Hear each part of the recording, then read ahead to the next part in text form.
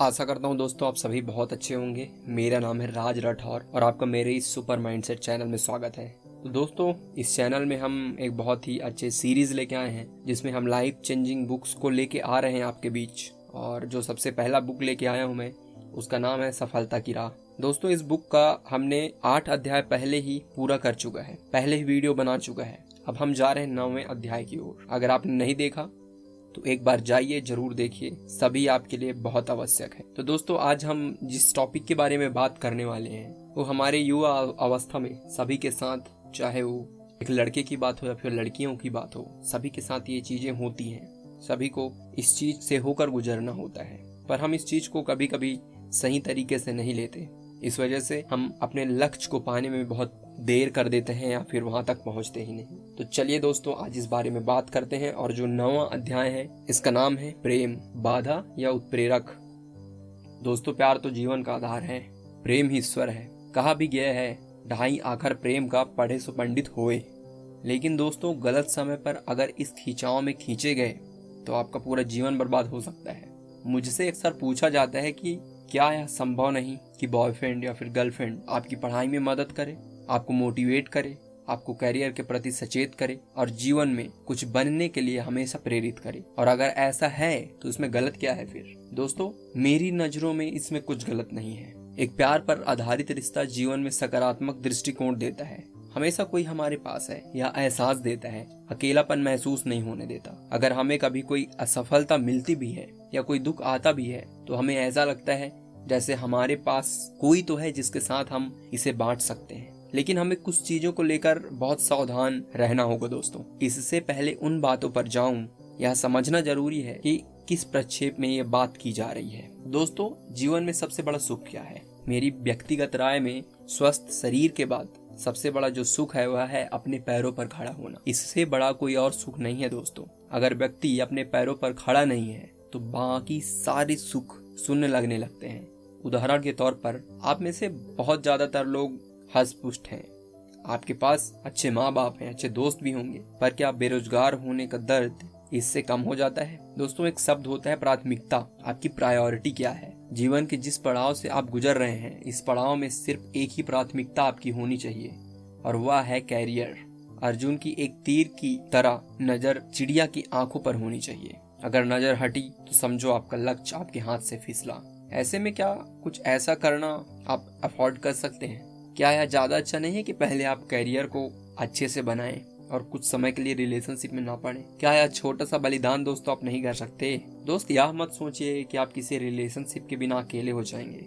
और अगर थोड़ा अकेलापन होता भी है तो क्या परेशानी है? याद रखिए कि पूरी दुनिया का इतिहास सिर्फ कुछ ही लोगों का इतिहास है दोस्त। आज तक जिसने भी इतिहास बनाया है, आज तक दुनिया में जितने भी बड़े लोग हुए हैं जिनका भी नाम इतिहास में लिया जाता है, उन सब में आप देखेंगे कि एक बात समान है और वह यह है कि उन्होंने अपने अकेलेपन पर विजय पाई है। यह अकेलापन आपका सबसे बड़ा मित्र है। बचपन से जवानी तक तो आप लोगों के बीच घिरे रहते हैं, पहले स्कूल और फिर बाद में कॉलेज। दोस्तों जीवन के अर्थ को आप समझ ही नहीं पाते, कभी आपको एकांत मिला ही नहीं। एकांत हमारे व्यक्तित्व को निखारता है, हमें मानसिक रूप से मजबूत बनाता है। जब आप हमेशा लोगों से घिरे होते हैं तो आप अपने आप को जान नहीं पाते, आप ब्रह्म और अध्यात्म से दूर चले जाते हैं। सुख की परिभाषा क्या है आप समझ ही नहीं पाते। आप यह समझ बैठते हैं कि हमेशा मस्तिष्क को व्यस्त रखना ही सुख है। दोस्तों एकांत को अपनाइए, डरिए मत, कुछ नहीं होगा। जब आप रिलेशनशिप में होते हैं तो एक बहुत बड़ा रिस्क भी होता है और आप बहुत बड़ा जोखिम अपने साथ उठा रहे होते हैं। हो सकता है आपका ब्रेकअप हो जाए।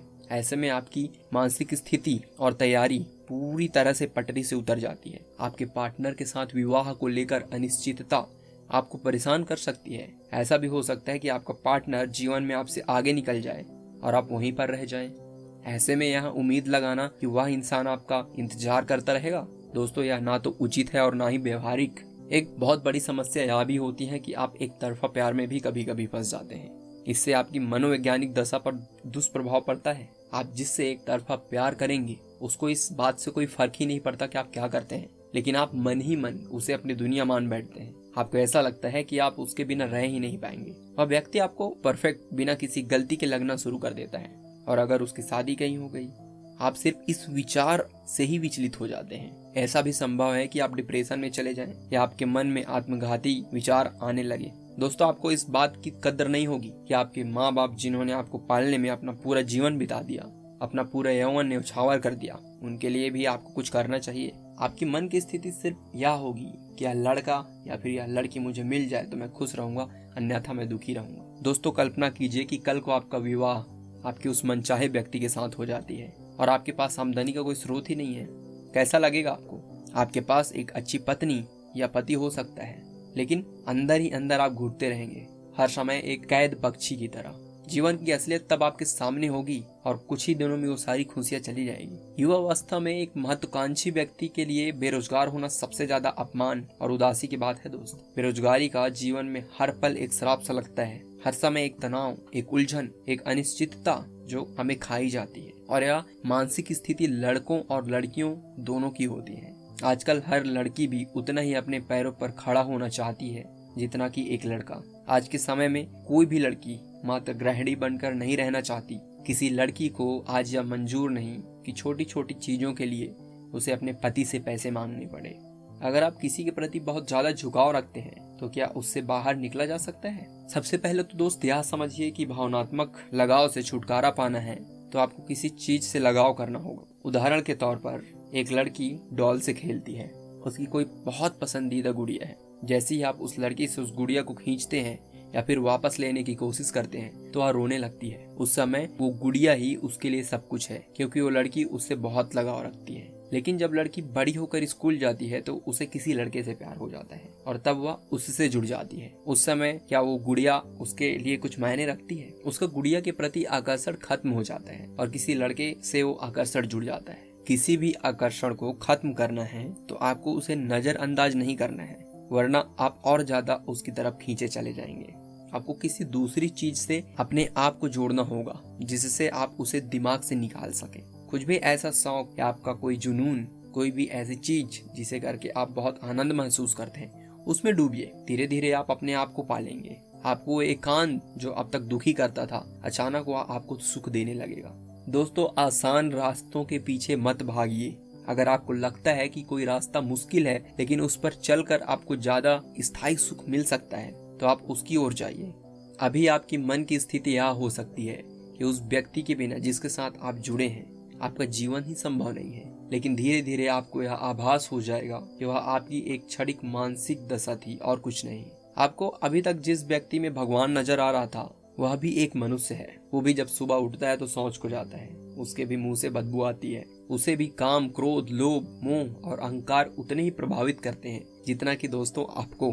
कल वह भी आपको धोखा दे सकता है। उसके अपने सपने हैं, उसे भी पूरा हक है कि वह एक काबिल व्यक्ति से शादी करे। अगर आप नाकाबिल रह जाते हैं तो आप उसकी आकांक्षाओं से न्याय नहीं कर पाएंगे दोस्त। ज्यादा अच्छा यह है कि यदि आप प्यार मोहब्बत में पड़ते हैं तो कैरियर बनाने के बाद ही पड़े। पहले आप स्वयं काबिल बने जिससे आप खुद को, अपने पार्टनर को, अपने माँ बाप को भी वृद्धावस्था में भौतिक सुख दे सके। दोस्तों लक्ष्य के प्रति समर्पित रहिए। किसी भी प्रकार के विचार से बहुत जल्दी प्रभावित मत हो जाइए। जब लक्ष्य के प्रति समर्पण आपका जुनून बन जाएगा तब बस लक्ष्य ही दिखेगा, बाकी सभी चीजें आपको छोटी लगेगी। याद रखिए, स्वस्थ रहना है तो सिर्फ लक्ष्य के लिए, ऊर्जावान रहना है तो सिर्फ लक्ष्य के लिए, जो भी करना है सिर्फ लक्ष्य के लिए। रिलेशनशिप की समझदारी संघर्ष के समय ही समझ आती है दोस्त। अगर आपका किसी के प्रति लगाव है, आपको लक्ष्य प्राप्ति की तैयारी में सकारात्मक ऊर्जा देता है, प्रेरित करता है, प्रत्यक्ष और अप्रत्यक्ष रूप से सहायता करता है, तो ऐसा रिश्ता दोस्तों वरदान है। सामने वाले के लिए भी आपका लक्ष्य उतना ही महत्वपूर्ण होता है जितना आपके लिए, और लक्ष्य प्राप्ति उस रिश्ते का आधार बनती है। अगर आप आत्मनिर्भर बनेंगे, अपने पैरों पर खड़े होंगे, तो रिश्ते को और मजबूती मिलेगी। आशा करता हूँ दोस्तों आप तक ये बातें पहुँच पाई होंगी जो भी मैं कहना चाहता था।